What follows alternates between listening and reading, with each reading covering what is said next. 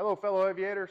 My name is Matt Farrell, and I'm the flying salesman. I want to take you guys along today on a flight up to Wichita, Kansas. We've got to head up there to headquarters, have a couple of meetings, and then we also have another trade show this week.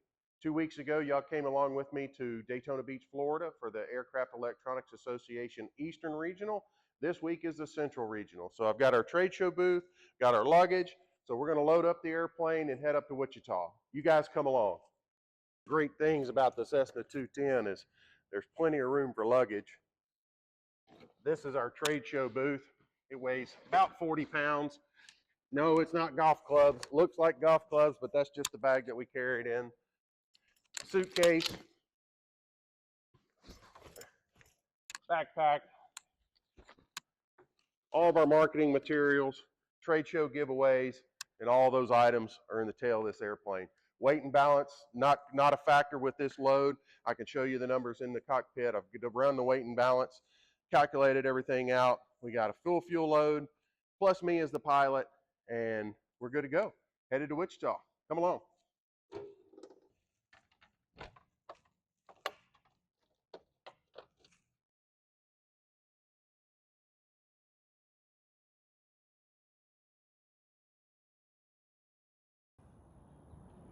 Clear.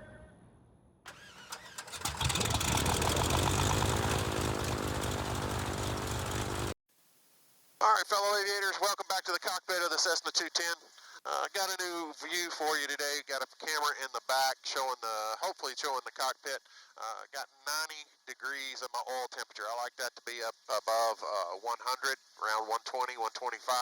So not in a big hurry this morning. Let that warm up and make sure the cockpit's squared away and ready for flight. Appreciate you guys coming along with us today. Gonna shoot up to Wichita for a couple of corporate meetings up there, and then we have a small trade show on Thursday in Oklahoma City, so we'll shoot down to Oklahoma City for that. So appreciate y'all coming along. Hope y'all enjoy the flight. And downtown ground 604 November's ready, taxi. For 604 November, downtown ground, runway 14, taxi via Golf November, WindCom, altimeter 3005. Golf in November to 14 for 4 in November.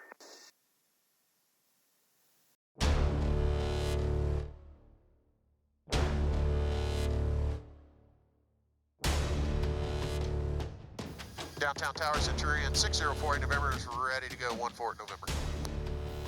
Centurion 604 November, downtown tower, hold short run, correction, Centurion 604 November, downtown tower, flight 170, runway 14, cleared for takeoff. All right, that's right to 170, clear for takeoff 14 for 604 November.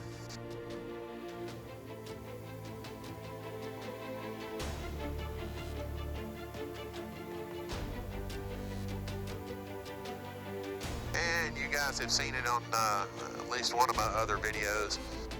The way I was taught to do a turbocharged takeoff to account for the turbo lag.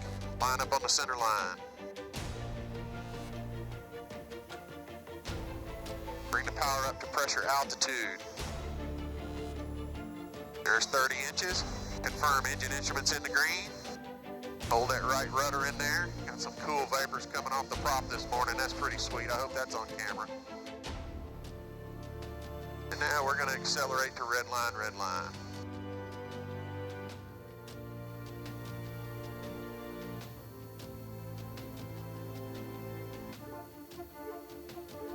There's 80 knots. Let her lift right off the runway. Stop the brakes. Bring the gear up. Let that airspeed build.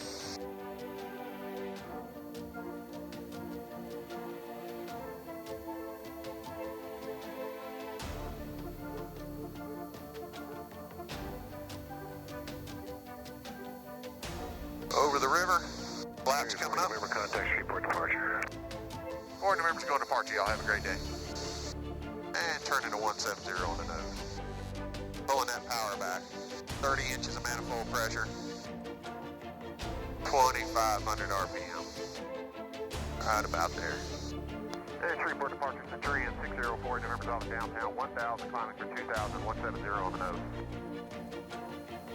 Centurion 6048 November, Shreveport departure radar contact, climb and maintain 8,000, turn right on course, Jabara. Right on course, Jabbar, up to 8,000 to 604 November. This is my altitude bug on the Aspen. I run it up to 8,000 feet and it gives me an audible tone when I get within 200 feet. Cessna 8411 uniform radar contact 20 miles northwest of the Belcher VOR, verify 3,500. 8411 uniform, 3.5. Cessna 11 uniform, roger, downtown is landing runway 14, wind calm, altimeter 3005. 3005, landing 14, 11 uniform. Alright, 331 is our on course. Once I get close to that, I'll hit a reset on the direct 2. That'll line everything up just perfect.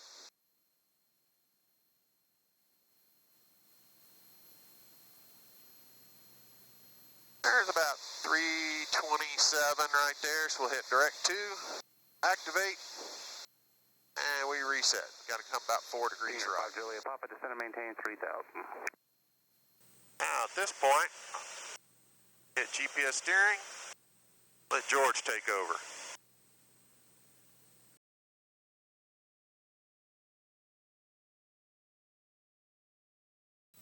Hello fellow aviators, going to give you an update from the cockpit up here. Level at 8,000 feet. At 1 hour and 19 minutes to go to Jabbar Airport in Wichita. Thought I'd give you guys a little bit of a cockpit tour of the Cessna 210 while we're flying along. This is one of the longer flights that I do.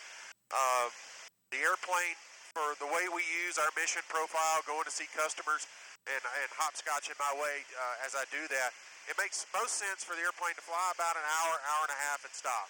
Hour and a half and stop. That's when I'm the most efficient and I'm seeing the most customers.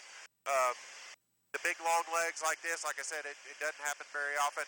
I do go to Wichita in the airplane for sales meetings and that sort of thing. So that's when it really makes sense. So we're going to do a little bit of a cockpit tour of how we have the Cessna 210 outfitted.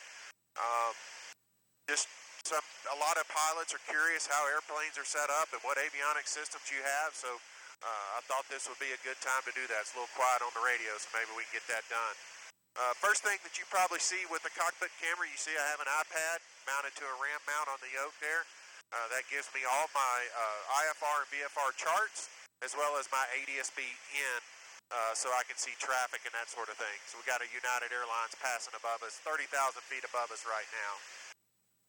Up on the glare shield is a Stratus. That's what gives me my ADSB in. For ADSB out, I have a Garmin 330 transponder. You've heard me talk about the system STEC 55X autopilot. That is the autopilot that I use. For our number 2 radio, I have a WAS Garmin 430, a fantastic unit. I cut my teeth in the avionics business, installing and selling these things. So it's really nice to have this piece of equipment. It's something I'm really comfortable with, and I've got a lot of approaches behind the Garmin 430. The GTN 750, larger screen, gives me the ability to put charts on the screen as well.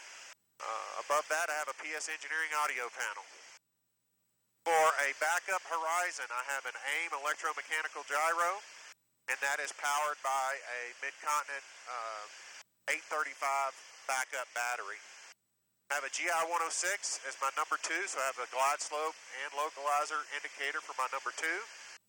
And one of the things that we did when we upgraded the airplane to avionics some years back is we put in the Aspen 1000 EFD.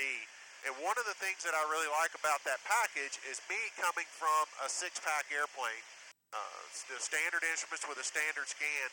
This kept my scan the same. The airspeed stayed in the same place, the altimeter stayed in the same place. Vertical speed stayed in the same place. All these instruments stayed in the same place. We just added the digital version of the flight director and HSI that we had before.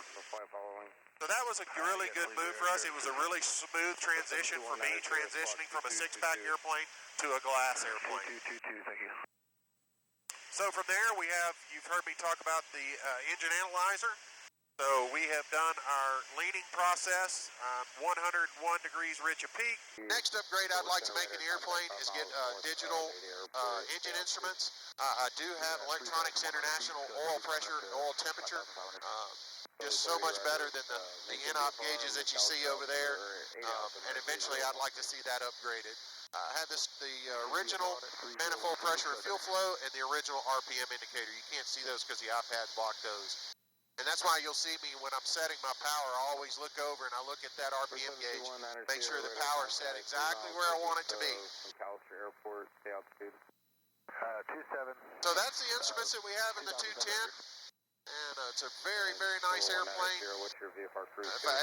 You'll hear me say it a dozen times. I'm truly blessed to the job that I have and be able to fly this airplane for the great company that I work for. I'm thankful for Aeromock and everything they do and the way they maintain this airplane. Just makes everything really nice. So thanks for checking in with me. Got an hour and 14 minutes to go, and we'll check in back in with you when we get a little closer. Thanks. Give you guys a good shot of the Tulsa skyline out there. Pretty clear day. See pretty well.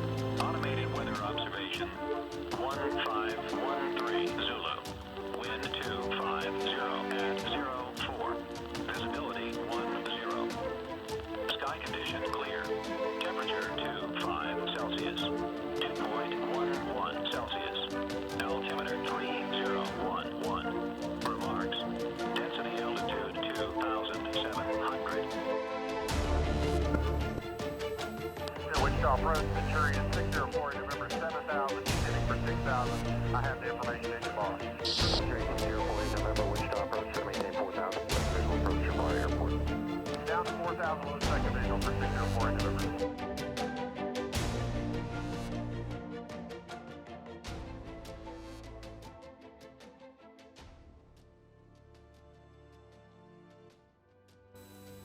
Wichita approach 604, November has field sight.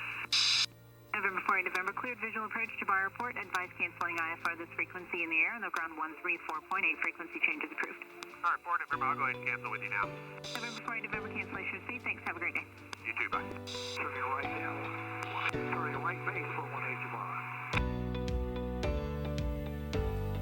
And Jabbar, traffic 604 November is 4 miles to the east. Gonna cross midfield, enter a right downwind, 18 Jabbar. Traffic, 12 o'clock, 1 mile, 1,000 feet below. And Jabbar, traffic Centurion 604 in November is crossing midfield. We'll turn a right downwind for 18 Jabbar and have traffic on base in sight.